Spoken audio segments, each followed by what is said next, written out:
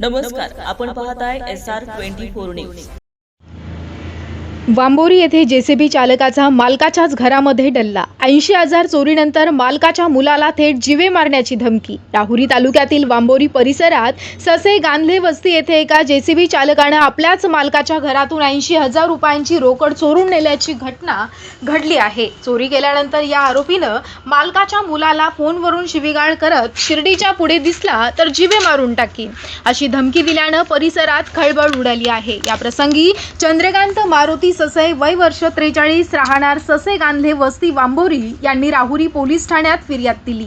त्यांच्या फिर्यादीवरून आरोपी सागर ज्ञानेश्वर गोसावी राहणार शेतकरी माध्यमिक विद्यालय जवळ धोंडेवाडी तालुका कोपरगाव याच्या विरुद्ध गुन्हा दाखल करण्यात आला। मिळालेल्या माहितीनुसार आरोपी सागर गोसावी हा फिर्यादी चंद्रकांत ससे यांच्या जेसीबी मशीनवर ड्रायव्हर म्हणून काम करत होता। दिनांक 6 मार्च रोजी दुपारी 2:30 ते 4 वाजेच्या सुमारास आरोपीनं ससे यांच्या घरात प्रवेश केला।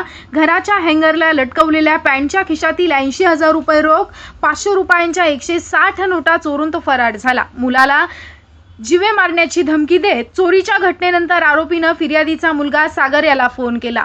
फोनवर त्यानं अत्यंत अश्लील भाषेमध्ये शिवीगाळ केली। तू जर मला शिर्डीच्या पुढं कुठं दिसला तर तुला जिवंत मारून टाकीन अशी धमकी त्यानं दिली। या प्रकारानंतर घाबरलेल्या ससे कुटुंबानं अखेर राहुरी पोलीस ठाण्यात धाव घेत तक्रार नोंदवली। राहुरी पोलिसांनी या प्रकरणी भारतीय न्याय संहिता कलम 306, 351(2), 352 प्रमाणे गुन्हा दाखल केलाय। पोलीस निरीक्षक संजय ठेंगे यांच्या मार्गदर्शनाखाली police head constable Ashok Kudale या प्रकरणाचा पुढील तपास करत आहेत। SR24 न्यूज साठी रमेश खेमनरसह सोमनाथ वाघ, राहुरी।